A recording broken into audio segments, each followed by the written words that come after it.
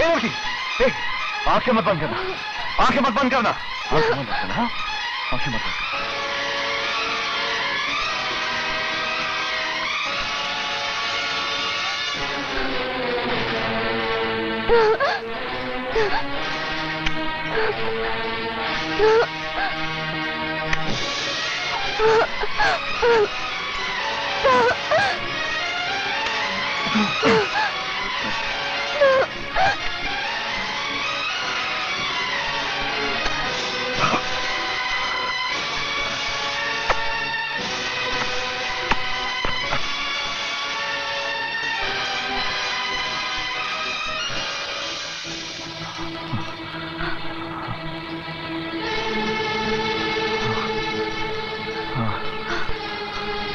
सपेरे, सपेरे उठो। सपेरे, क्यों मेरा जहर पी लिया तुमने? क्यों अपनी जिंदगी को खतरे में डाल दिया? मैं सपेरे का बेटा हूं, इस जहर से मेरी जान को कोई खतरा नहीं। आप तो ठीक है ना? मैं तो अच्छी हूं, मगर तुमने ऐसा क्यों किया? दिल ने कहा कि ये जान तेरी जान से ज्यादा खूबसूरत है, कुर्बान हो जा, तो हो गया। किसने कहा? मेरे दिल ने। तुम्हारे दिल ने? हाँ। दिल तो अक्सर धोखा देता है। हाँ। जन्म जन्म के रिश्तों में विश्वास करती हो? पहले नहीं था। अब?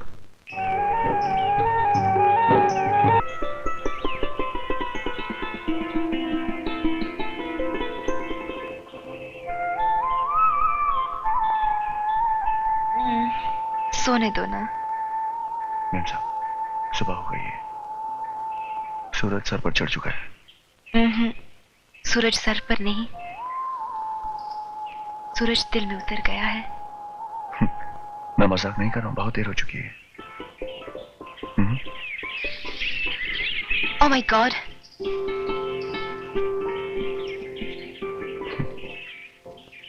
सूरज, कल यही डैडी।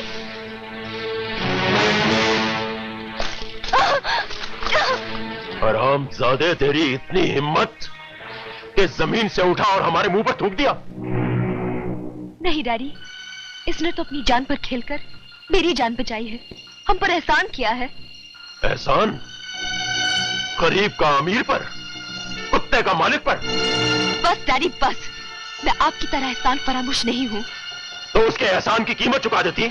मुझे खरीदने निकलेंगे तो आपकी दौलत कम पड़ जाएगी। हमसे जुबान लड़ाता है बदतमीज। ठाकुर साहब, मैं आपका लिहाज इसलिए नहीं कर रहा हूं कि आप अमीर हैं और मैं गरीब हूं, बल्कि इसलिए कर रहा हूं कि आप रेशमा के पिता हैं। लीजिए।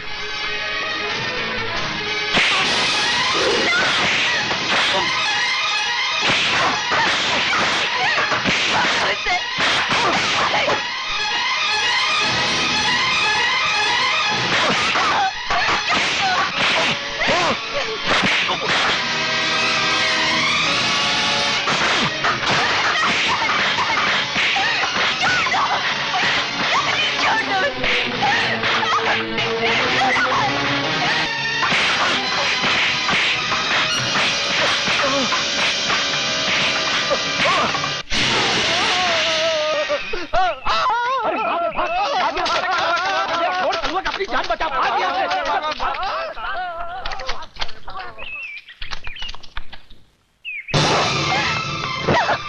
बेहया, हमें नहीं मालूम था कि तुम इतनी गिर सकती हो। एक नीच के हाथों में अपनी इज्जत दे सकती हो, जो ना तो हमारी जात का है और ना ही हमारी जुबान बोलता है। जुबान बदल जाने से इंसान जानवर नहीं हो जाता है डैडी। जात पात ऊंच नीच का फर्क तो हमने बनाए हैं, भगवान ने सिर्फ इंसान बनाए हैं। गंदी नाली में पलने वाले कीड़े को तुम इंसान कहती हो? तुम चाहती हो कि हम तुम्हें जिंदगी भर के लिए उस गंदी नाली में ढकेल दें, अपने पुरखों की इज्जत पर खाक डाल दें, अपने रुतबे और हैसियत पर कफन डाल दें? अपनी बेटी की खुशियों पर कफन डालना मंजूर है आपको? खानदान और पुरखों के लिए मेरी तबाही और बर्बादी मंजूर है, मेरी खुशी नहीं? नहीं रही तो क्या अपनी इज्जत और खानदान का झंडा मेरी लाश पर गाड़ेंगे, शहनाई बजाएंगे मेरी चिता के इर्द गिर्द? मैं आपके आगे हाथ जोड़ती हूँ, मेरी दुनिया तबाह मत कीजिए। इससे पहले कि मेरी दुनिया तबाह हो, मैं उस हरामजादे को ही मिटा दूंगा। क्या हो गया है बापू इसे? ये बोलता क्यों नहीं?